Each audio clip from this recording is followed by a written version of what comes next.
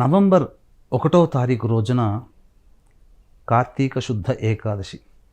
విష్ణు భగవానుల వారు నిద్ర నుంచి మేల్కొనేటువంటి రోజు శయనేకాదశి, ప్రబోధిన్యేకాదశి అని అంటారు.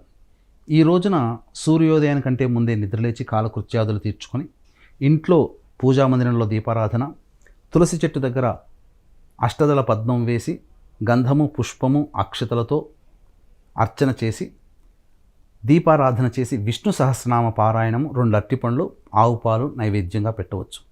ఆ రోజంతా కూడాను ఎటువంటి ఆహారము తీసుకోకుండా పాలు పండ్ల పదార్థాలు తీసుకుంటూ ఉపవాసం ఉండి విష్ణునామము, శివనామ స్మరణ చేసుకుంటూ ఉండి ప్రదోషకాలంలో శివాలయంలో కానీ విష్ణు ఆలయంలో కానీ చేరుకొని ఆ దేవాలయంలో సాలగ్రామ దానము, అలాగే అర్చన మరియు ఉసిరిక దానము, దీప ప్రజ్వలనము చేయాలి, దీపదానము కూడా చేయాలి.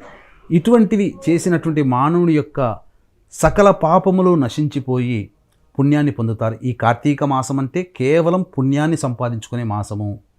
వీక్షించేటువంటి ప్రేక్షకులు కూడా నవంబర్ 5వ తారీఖు కార్తీక పౌర్ణమి, మహాపద్మక యోగం ఉన్నటువంటి నవంబర్ 6వ తారీఖు రోజున మహామహిమాన్విత కాశీక్షేత్రంలో మీ జాతకరీత్యా కలుగు విద్య, వివాహ, ఉద్యోగ, దాంపత్య, అనారోగ్య సమస్యల నివారణకి, అలాగే ఈ అక్టోబర్, నవంబర్ నెలలో రవి, శుక్ర, బుధ, గురుగ్రహాలు మారిన కారణం చేత శని ప్రభావం వలన 12 రాశుల వారికి కూడా ఇబ్బందులు, సమస్యలు ఉంటాయి.